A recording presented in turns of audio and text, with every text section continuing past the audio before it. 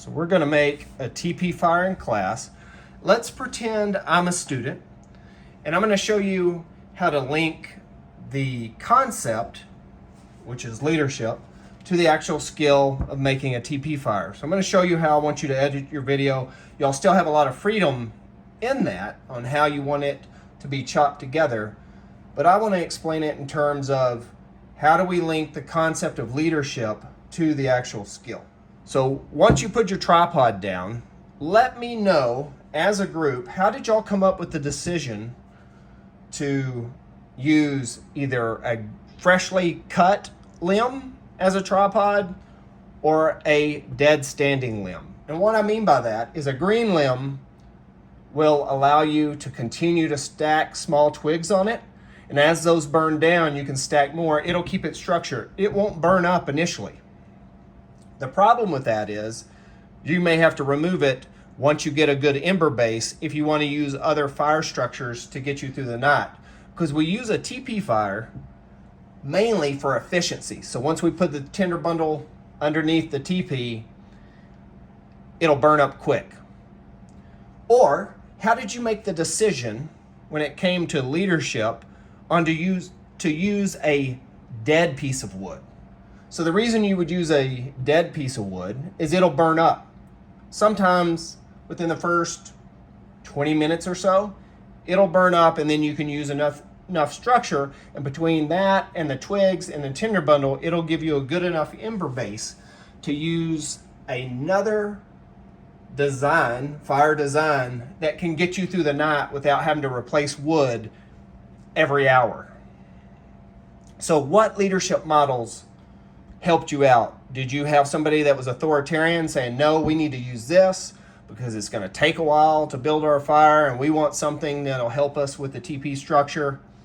Or were you more democratic and everybody voted, yes, we're going to use green, or yes, we're going to use dead standing tripods?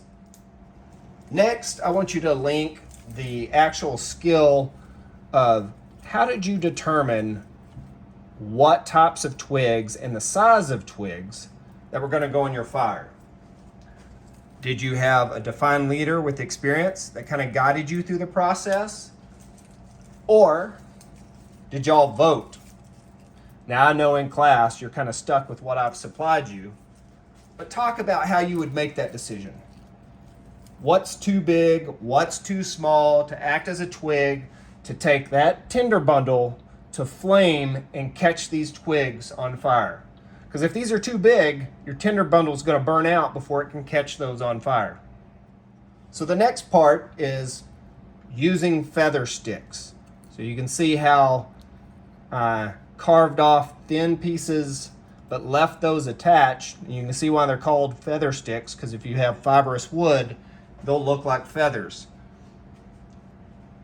What type of leadership decision did y'all use to determine if you were going to use feather sticks or not? Was it authoritarian or was it democratic? And the last thing to discuss before you do your conclusions, what form of leadership did you use to make the decisions on how big the wood should be on the outer part of the structure? Who came up with the idea of the length of the wood? Who came up with the diameter of the wood that was going to be sufficient for a tinder bundle to take the twigs to flame, to take the feather sticks to flame, and have enough to burn in to the outer twigs that would create your ember base? And then once we have an ember base, especially something about this size, would be enough to use almost any other fire design, like a log cabin, star. Those are designs of fire that will get you through the night. They're not efficient to start a fire. It would be very difficult to use a log cabin or a star design to create a fire because it's not at the appropriate angle. It's not going to have enough airflow. A teepee is perfect. Once you have your TP fire set up, go back in and give a conclusion. Talk about what form of leadership you used. If you were a group that had more cooperative learning, you had a defined leader, Let us know in your video, did you have an authoritarian process where somebody was essentially giving out orders and what to do? Or did you have more of a democratic delegative approach? If you were in a group that had no leader, that was more collaborative, then did y'all use a democratic process? And if you used a democratic process, was it a pure form of democracy where everybody just kind of voted on what task needed to be done next? Or was it democratic delegative, where you actually had somebody kind of guiding the process, meaning saying, hey, we've got to do this next. What resources should we use? What should go on the Teepee fire first? What should happen second? What should happen third? And kind of delegating or guiding the other people through the process to build out this Teepee fire. So you can see that these are related. For me, I'm a situational leader, meaning I'm going to let the situation determine what leadership I'm going to use. If I walk into a group of highly educated people and I know everybody's capable, everybody knows the subject matter or the skill that we're going to do, I'm going to use more of a democratic approach or combine that with democratic delegative, like they do at Google. I could say, hey, I'm great at the video. Who else wants to help me with the video? Maybe somebody else is good at editing. I can say, hey, I'm terrible at editing. Who wants to do that? Somebody raises their hand. Who else can help them with that? So you're guiding the process.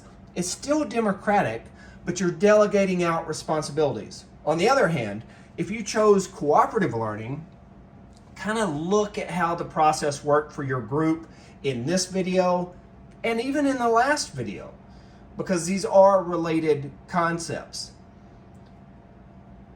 Was somebody just giving out demands? Like, you do this, you do this, you do this? Well, that's authoritarian. It's authoritarian delegative.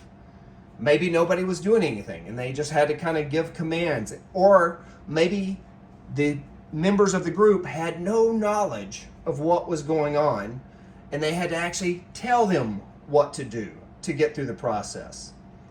So that's how I want you to look at this task. And that's really what I want you to talk about. How did the process work in terms of leadership?